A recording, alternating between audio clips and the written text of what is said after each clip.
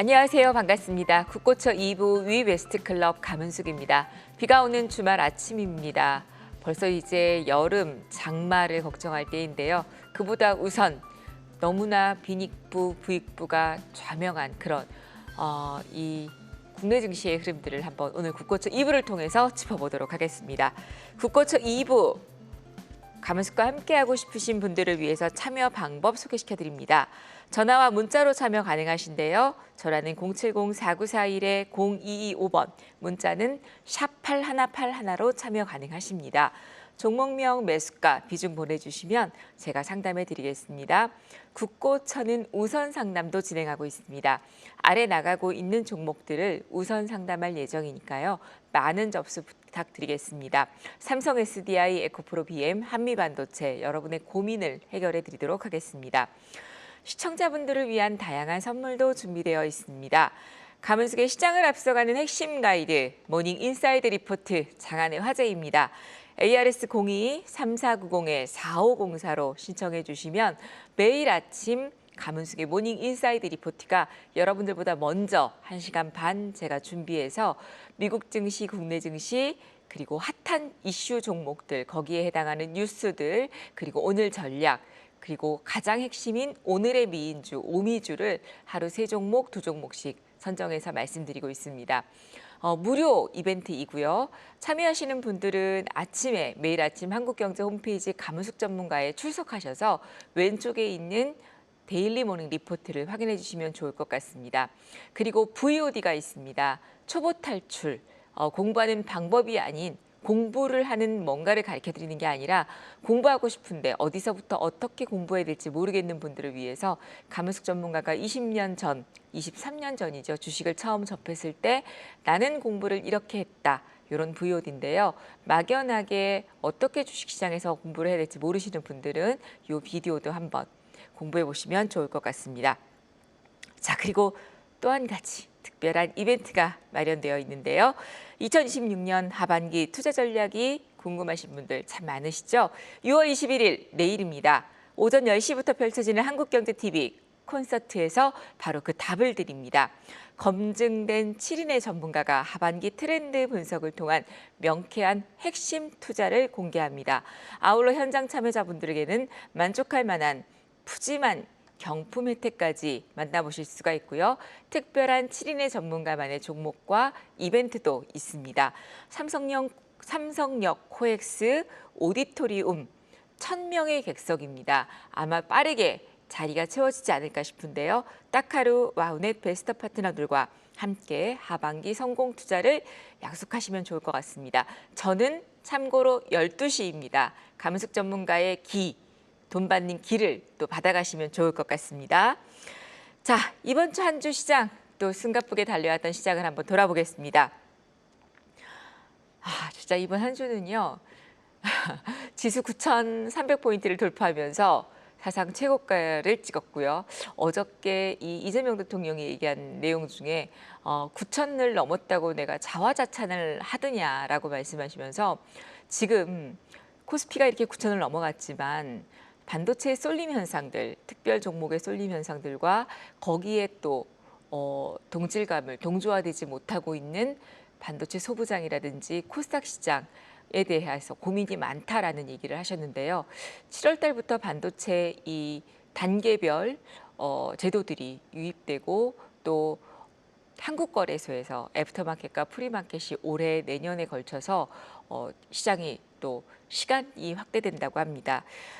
이런 가운데 우리 개인 투자자들의 가장 고민인 과연 이 반도체 소부장이를 비롯해서 코스닥 종목들을 버리고 정말 지금이라도 삼성전자, SK 하이닉스를 타야 할지 이런 게 고민이실 텐데 여하튼 삼성전자와 SK 하이닉스 그리고 단일 종목들의 ETF 변동성이 확대됐던 모습입니다. 신고가를 찍고 나서 삼성전자, 하이닉스가 가장 고점을 찍고 지수도 신고가를 찍고 그리고 오히려 금요일 오후장에는 또 조정을 받았었기 때문에 우리 개인 투자자분들 또 이렇게 또 끝인가? 이런 고민하실 텐데 어제가 또 미국 증시가 휴장이었습니다. 어제 미국 증시가 노예 해방의 날의 휴장이었고요. 중국 증시가 단오절에 돌입을 하고 홍콩 증시가 휴장이었습니다.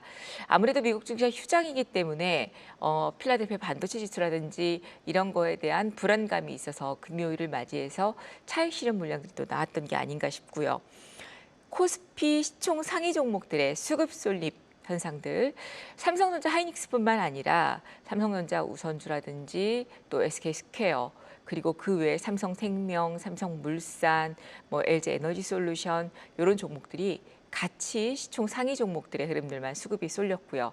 거기에 반해서 코스피는 9,300을 돌파하면서 신고가를 찍었는데 코스닥은 오히려 5% 이상 하락하면서 1000포인트를 이탈하고 980포인트 정도까지도 이탈하는 그런 모습이었습니다.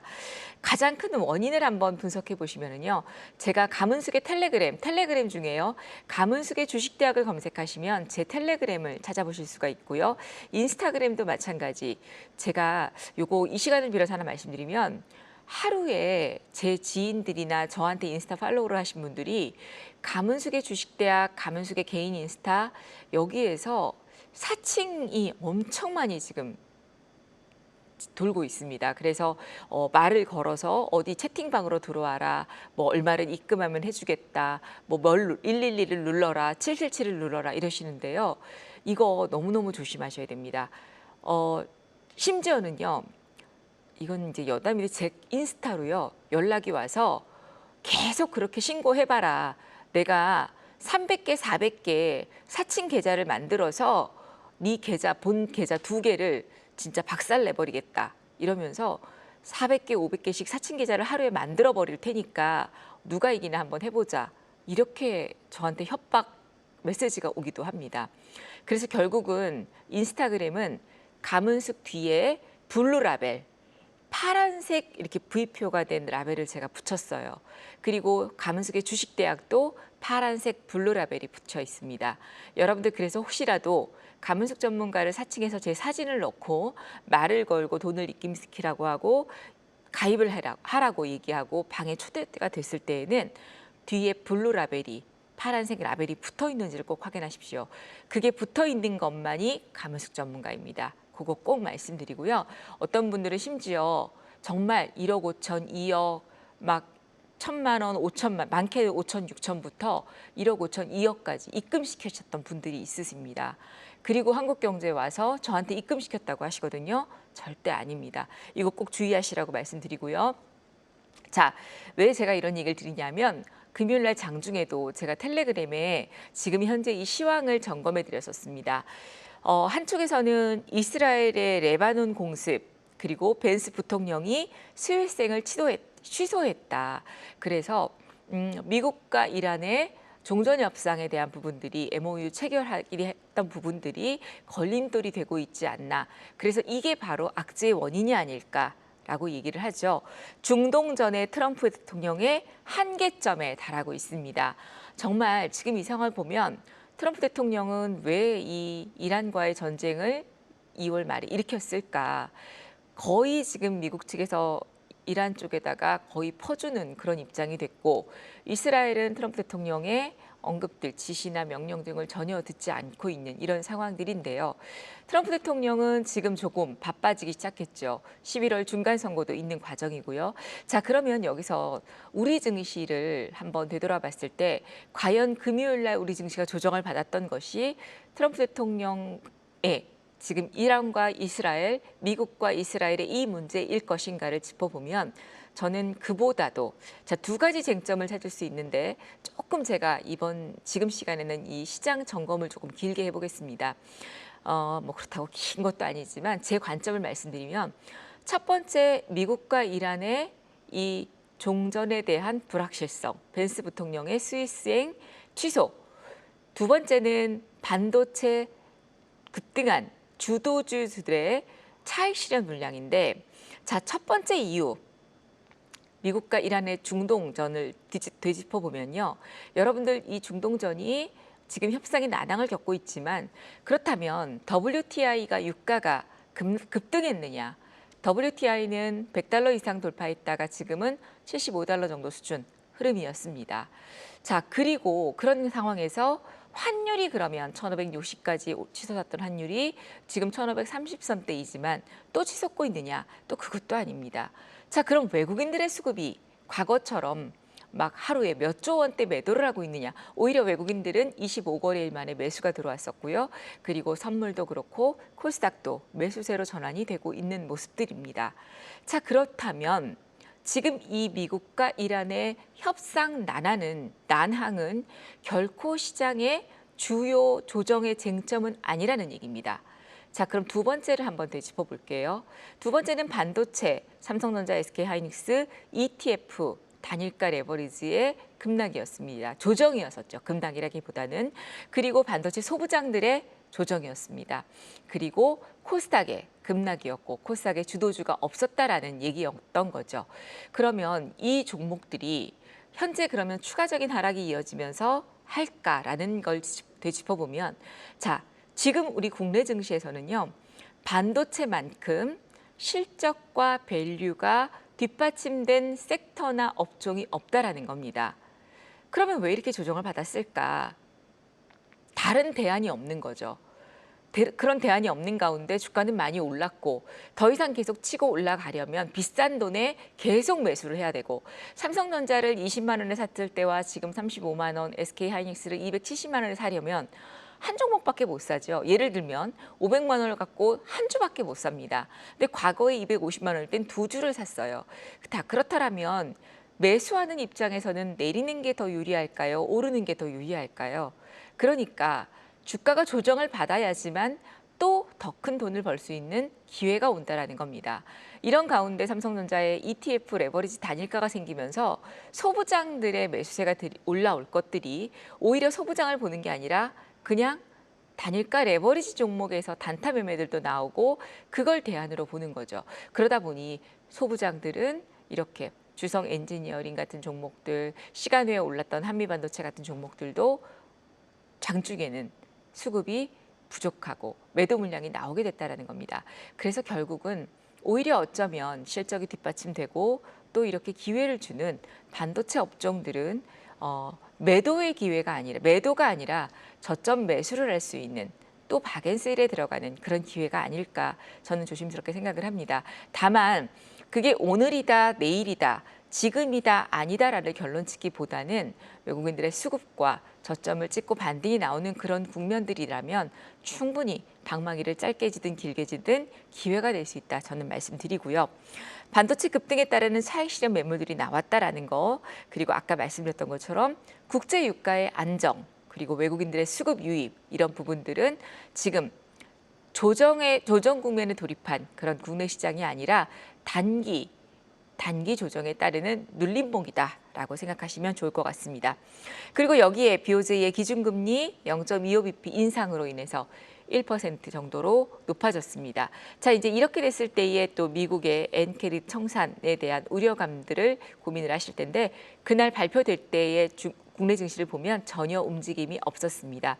오히려 2024년도에 엔캐리 트레이드 자금에 대한 우려감들은 시장에 선반영이 된 상태이기 때문에 이 부분은 악재 소멸 이슈의 해소다라고 보시면서 그냥 무난하게 지나가도 되지 않을까라고 보여집니다. 자, 이렇게 해서 지난 시간에 저희가 지난주에 리뷰에 대해서 한번 언급을 해드렸고요. 먼저 또 이 시간 2부 만에 시그니처 시간들 지난주에 상담해드렸던 종목들을 한번 또 보도록 하겠습니다. 아무래도 반도체에 대한 고민들이 많으실 것 같아서 반도체 종목 위주로 한번 또 골라봤는데요.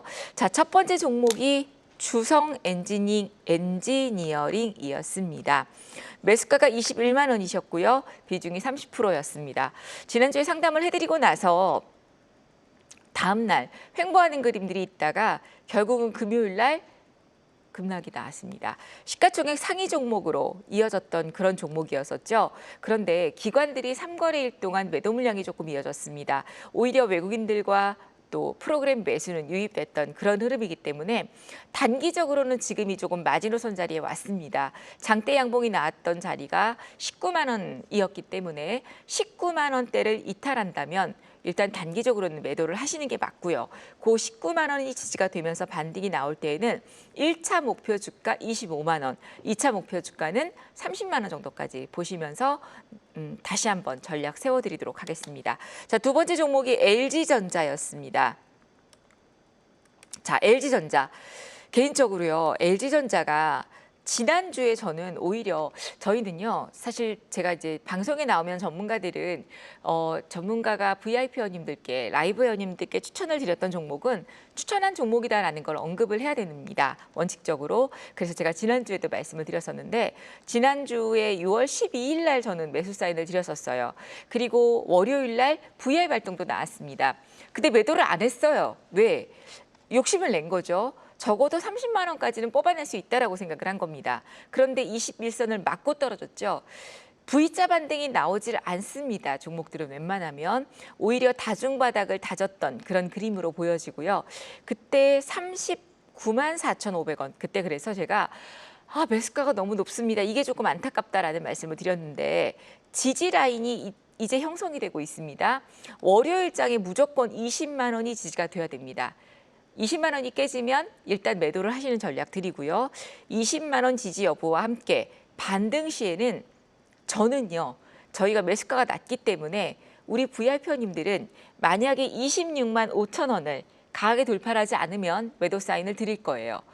그리고 이걸 돌파한다면 두 번째 목표가는 저희는 30만 원입니다. 그리고 세 번째 목표가는 35만 원입니다. 근데 우리 시청자님은 매수하신 가격이 39만 4,500원이에요. 높죠.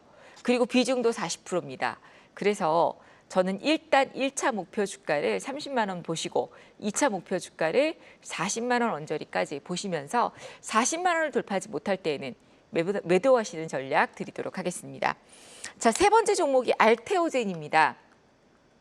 알테오젠은 이 종목이 급등을 하고 오르고 이거보다도 최근에 이제 코스닥이 부진을 면치 못하고 있습니다. 지금 어찌 보면 코스닥은요. 반도체와 제약 바이오의 2차 전지는 조금 힘이 없고요. 반도체와 제약 바이오의 싸움이 아닌가라는 생각이 드는데요. 최근 알테오젠이 바닥권에서 올라왔습니다. 매수하신 가격이 41만 원의 10%다라고 하셨는데 저는 이 종목은요. 그냥 가지고 가십시오.